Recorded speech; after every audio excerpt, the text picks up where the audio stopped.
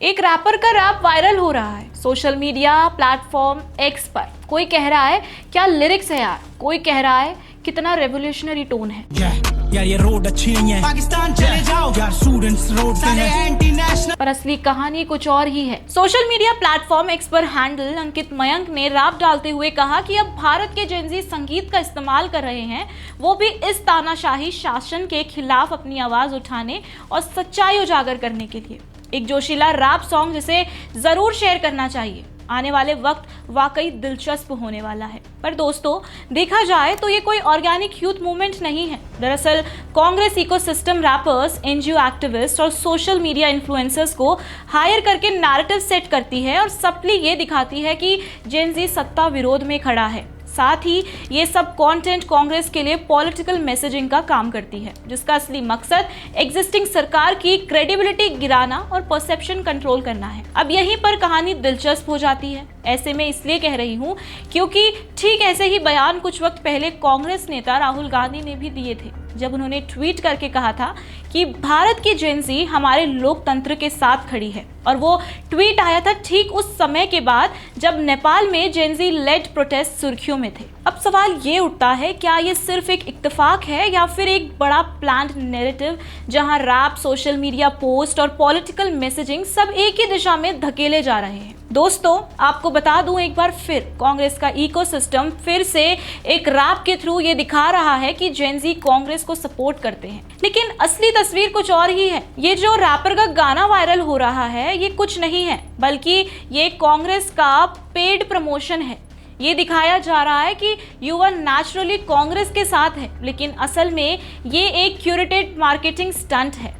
इसमें बचकर रहने की बेहद ज़रूरत है, क्योंकि ये पहली बार तो बिल्कुल नहीं हो रहा है। ऐसे कई बार पहले भी देखने को मिल चुका है। 2019 में एक ऐसा पैटर्न देखा गया जिसमें हैशटैग अब होगा न्याय का यूज किया गया और कैंपेन चलाए गए जिसमें मीम्स, इंस्टाग्राम पोस्ट और funny political content deliberately youth friendly language में वायरल करवाए गए, ताकि राहुल गांधी और कांग्रेस की छवि सॉफ्ट और रिलेटेबल लगे। 2020-21 में फार्मर्स प्रोटेस्ट और CAA प्रोटेस्ट का समय आया।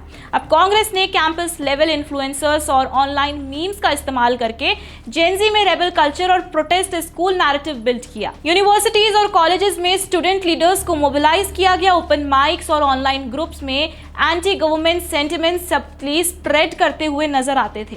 साथ ही मीम्स और रील्स क्रिएट करके प्रोटेस्ट को अट्रैक्टिव और एस्पिरेशनल दिखाया गया, ताकि जेन ज़ी को लगे कि वो रेबिलियन और डिसेंट का हिस्सा है और एंटी एस्टैब्लिशमेंट होना मॉडर्न और ट्रेंडी है। कुल मिलाकर ये सभी कैंपेन्स ऑर्गेनिक यूथ मूवमेंट्स नहीं थे, बल्कि स्ट्रैटेजिक डिजिटल ऑर्केस्ट्रेशन के जरिए केयरफुली यूथ परसेप्शन और पॉलिटिकल नैरेटिव को मैनिपुलेट करने की कोशिश थी। इतने से कांग्रेस का पेट नहीं भरा तो 2022-23 में कांग्रेस ने यूथ एंगेजमेंट के लिए एक नया तरीका अपनाया। उन्होंने कुछ पॉपुलर मीम पेजेस और सैटारिकल अकाउंट्स जैसे द देशभक्त और द अंधभक्त जोक्स को प्रमोट करना शुरू किया और कांग्रेस इकोसिस्टम इन पेजेस पर एंटी बीजेपी ह्यूमर को स्ट्रैटेजिकली यूज करता था, ताकि युवाओं के दिमाग में सब्टल पॉलिटिकल कंडीशनिंग को फिट किया जा सके।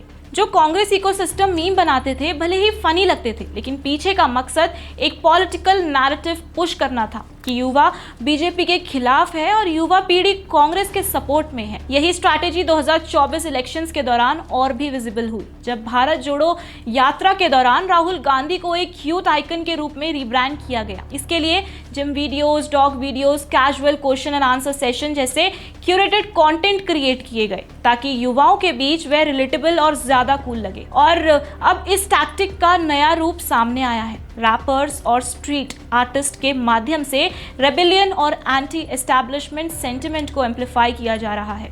हैशटैग्स और बोट अकाउंट के जरिए परसेप्शन बिल्ड किया जा रहा है कि जेन ज़ी कांग्रेस के साइड में है, जबकि असली ग्राउंड रियलिटी काफी हद तक अलग हो सकती है। कुल मिलाकर स्टोरी ये है कि कांग्रेस सिस्टमैटिकली यूथ के cultural tool, memes, videos, rap और सोशल मीडिया इन्फ्लुएंसर्स का इस्तेमाल करके अपने पॉलिटिकल नैरेटिव को एम्पलीफाई कर रही है, ताकि ऑनलाइन परसेप्शन और पब्लिक सेंटिमेंट को मैनिपुलेट किया जा सके।